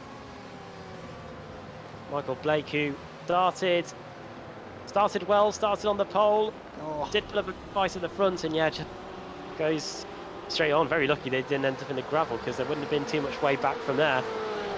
BMW slips down to 9th overall, 3rd in class as we come back onto the front straight then. 2 laps. Oh no, that isn't the front. Got caught out there. That's the back straight. When we get to the line, there is going to be 2 laps to go, and Christian Rose, for now, shaking off the advances of Keith Camilleri. I wonder if he's just holding back a little bit and then pouncing either on the penultimate lap or the final lap. We'll have to wait and see. You can see the green lights on the side of the car as well. If there's 1, it means he's in P1. If there's 2, he's in 2 and P2, and 3 if he's in 3rd. And if there's no lights at all, it means they're not in the top 3. Wheel to wheel in the background between one of the Radicals cars. That's Christian Challoner trying to get by Barry Baird, and done so. Yeah, she does. Yeah, straight up the inside. That's just the aftermath of the move there.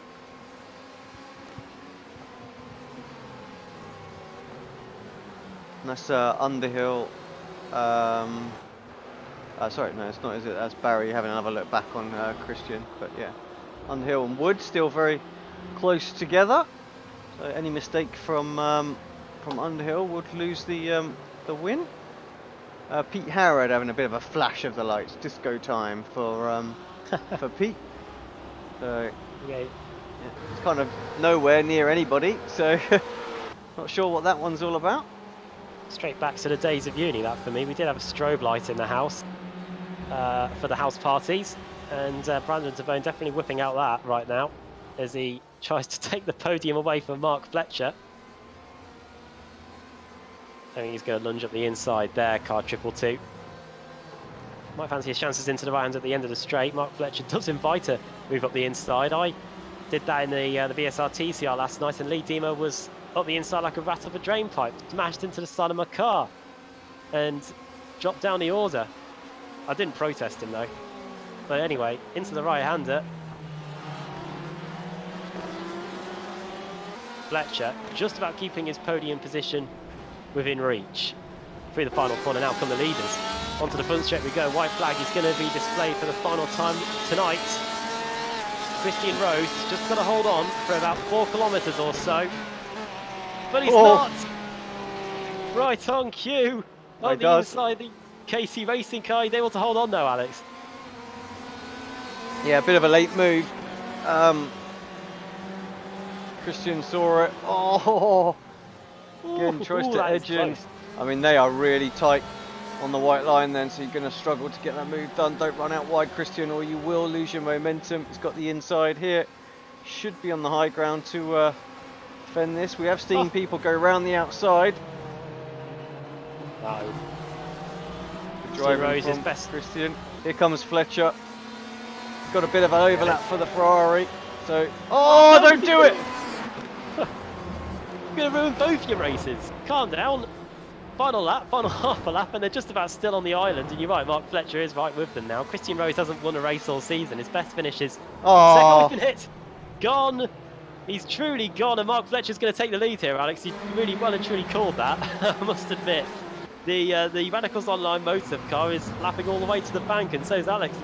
Alex would have been some money down on that.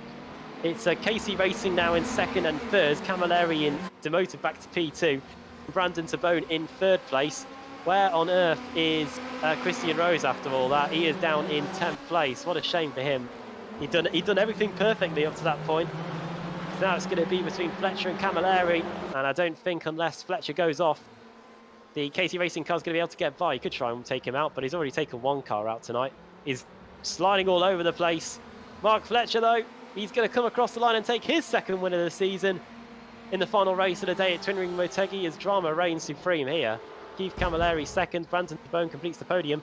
Simon Underhill is going to win the Pro-Am category. Over the line he goes, he wins that. The fireworks kick off. Ben Gregory, there he is in the TechSense Fitstyle car. Here is Dave Baker. Christian Rose, by the way, is going to come across the line and finish in 10th place overall. Oh, what's going on here? I don't know what's going on there.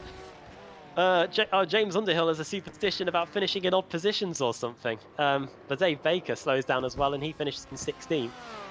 Hackerson 17th, Freitas 18th, Helm 19th, and I think we're just waiting for a few cars to come across the line. But that final lap, Alex, that was full of the drama. And before Christian Rose, just when it looked like that both cars were going to get wiped out, in the end, Keith Camilleri does push the CQR car off. Here's a replay.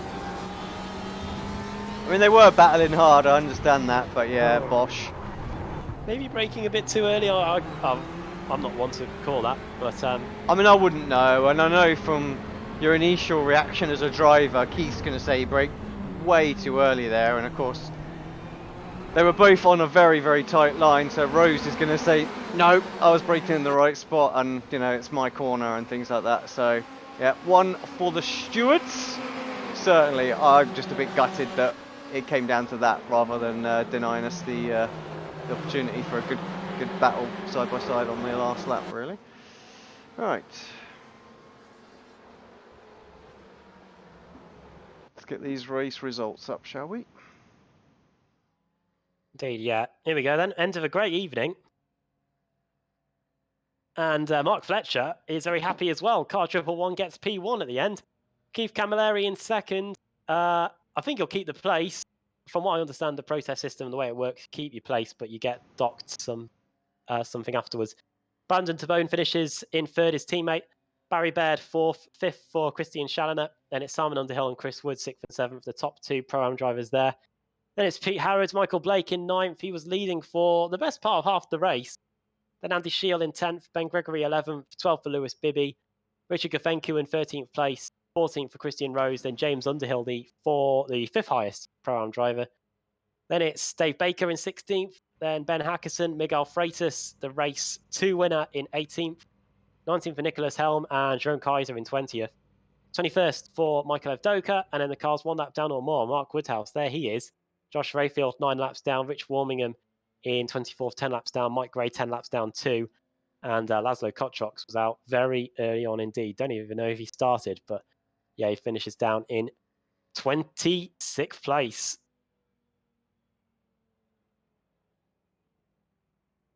Right, then we'll give the drivers a bit of opportunity to get into the interview room if they do want to come and speak to us. We can tell you that next week the series heads to COTA, Circuit of the Americas. That should be good. Looking forward to that. That'll be a good race, that's for sure. Not long, obviously, left in the championship generally now, though, either, is there? So. No, we finish on the 18th of November. The weeks will certainly fly by. We've got Silverstone GP on the 21st. Then Road America Bend after that on the 4th of November.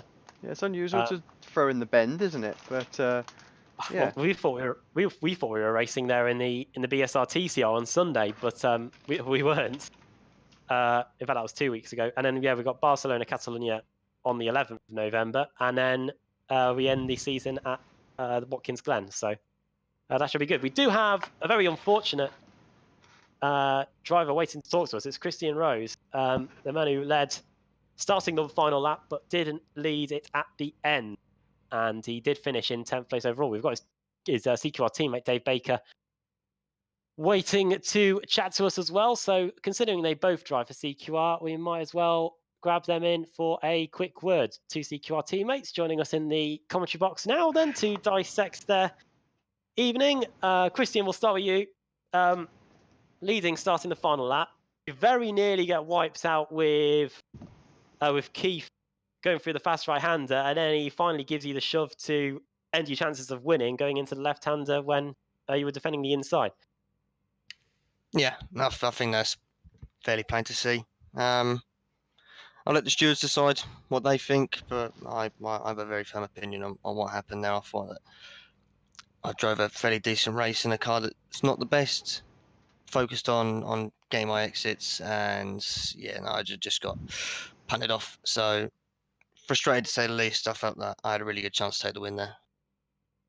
The Ferrari was looking pretty powerful on the straights. We could see that, but going through the corners, it looked like you could really hold it against Keith Camilleri towards the end. Yeah, through the high speed corners, I think that's where the Porsche really excels. But it's more.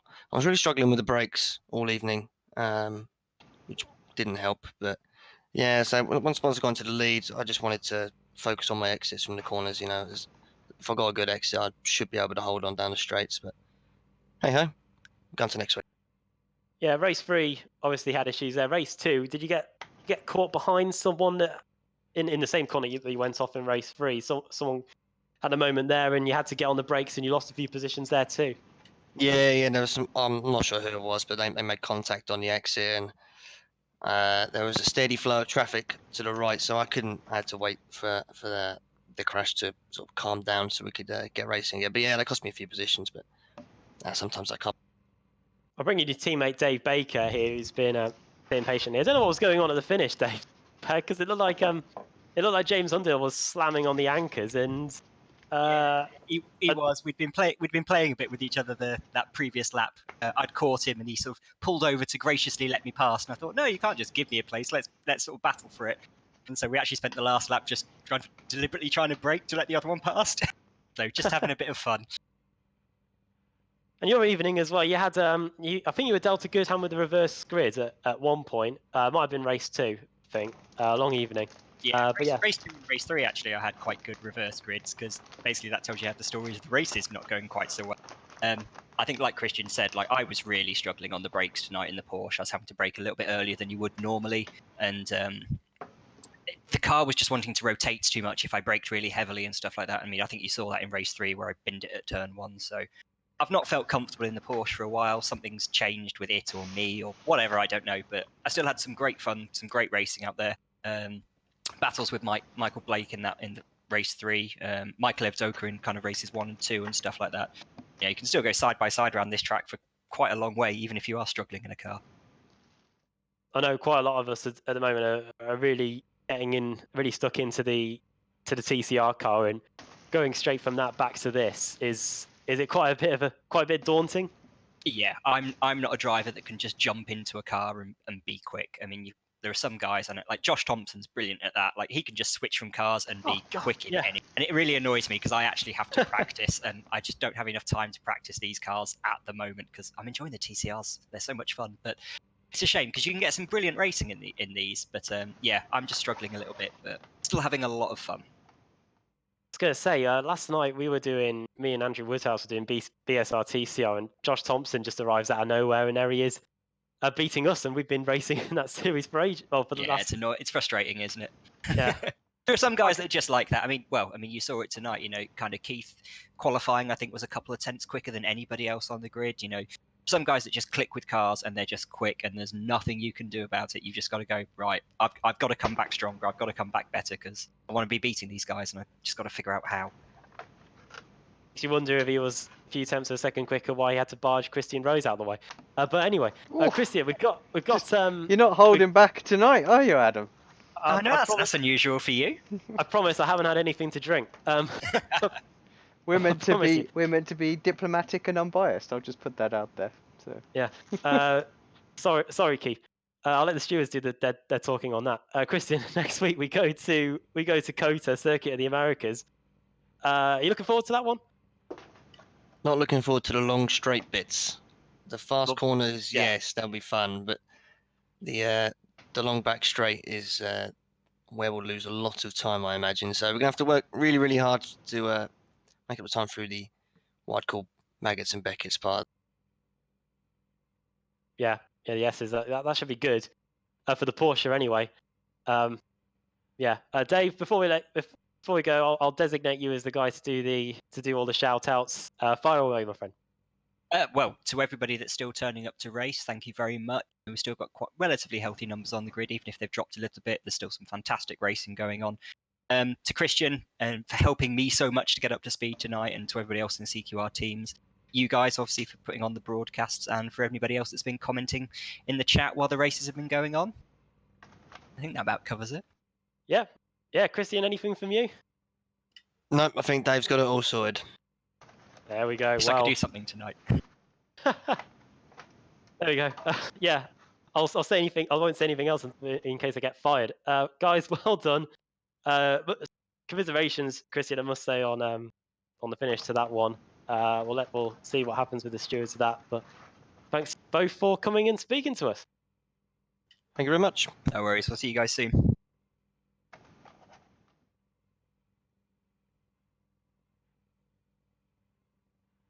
Christian Rose and Dave Baker there. Well, yeah. Well, Christian Rose laying it all out there, Alex. And yeah, well, I think we might leave it there before we go into it in too much detail and let the stewards do their job with that. But we'll wait and see what happens with that. But final thoughts from you then overall on the evening. Oh, hello. I think we might have Michael Blake waiting for a...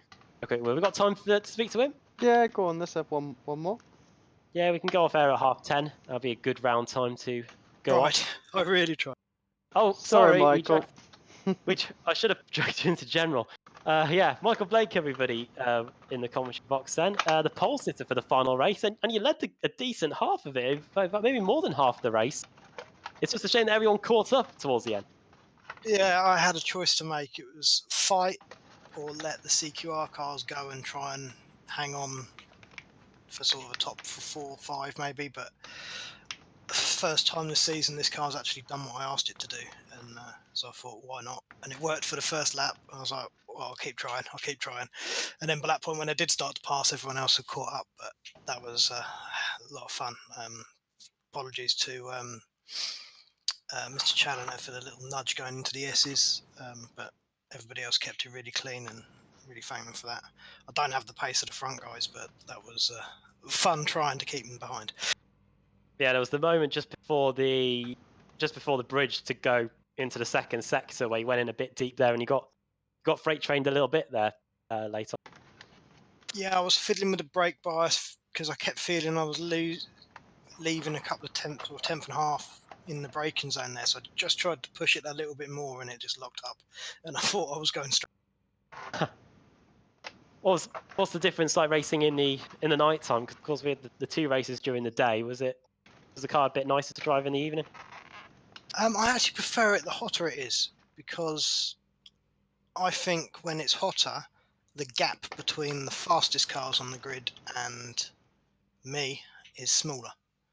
I just think because everybody struggles a little bit, and yeah, I seem to tend to hang on better the hotter it is. But yeah, I just really enjoyed tonight. It was really good racing in all 3 races. Finally, it's COTA. It's COTA next week. Christian Rose, one of the Porsche drivers, was worrying about the long straights there, and of course, the benefits Ferrari will have around there. Is that something that you'll have to factor into the equation as well with you and your BMW? I'm not really fast enough to notice the difference of the benefits and pros and cons of each car. I just got to focus on not making a mess of the corners and keeping as much momentum up as I can. Yeah, just go and drive. Just do that. Yeah. So, oh yeah, we'll hope to see how. We're looking forward to see how you do that next week, Michael. Before we let you go, do you want to send a quick shout out to anyone? The admins for all the hard work they do. You guys for the broadcasts. Team Mad for putting up with me all season. Fanatec, Smileable, Overclockers UK, Phoenix Racing, Calder Rescue. And sorry if I forgot any of the other sponsors, Dave. And yeah, all the guys in that race that made that so much fun, kept it clean. Great. Well, well done today. It's if the race was 10 minutes, you'd have definitely come away with the win there. It was a great drive, I must say, at the front for the first half anyway. But hopefully you might get on the podium towards the end. So yeah, all the best for the rest of the season, Michael, and thanks for taking the time to come speak to us. Cheers, guys. See you next week. Michael Blake there. And that pretty much is it for the World GT Championship today. And yeah, if you haven't cottoned on, next week the championship heads stateside to the Lone Star State to Austin, Texas for the Circuit of the Americas track, home of the US Grand Prix. We'll be on air at 8:10 British summertime. It is still British summertime, I think. Just a few more weeks before we resume Greenwich Mean Time. Tell you what, the nights are starting to roll in anyway, and it's pretty dark Indeed. here at Twin Ring Motegi as well. Yeah, Alex, you concur with that as well. Yeah. Yeah, well, it's been a pretty entertaining evening, I must admit. Great drives by race 1 by Keith Camilleri, race 2 Miguel Freitas getting his first win of the campaign, and then Mark Fletcher doing a great job for Radicals to get their team's championship campaign right back on track with that win in race 3. We'll see if they remain at the top when we head to COTA next week. A reminder, make sure to give this video a like and the iRacing Esports Network a subscribe as well. Press the bell icon and you'll never miss a live stream. And while you're there, may as well go and give Apex Racing TV, that's us, a subscribe as well. We'll be back next week at COTA. Make sure you join us for that. So for me, and my thanks to Alex as well for being on the cameras and in the commentary box. Bye for now.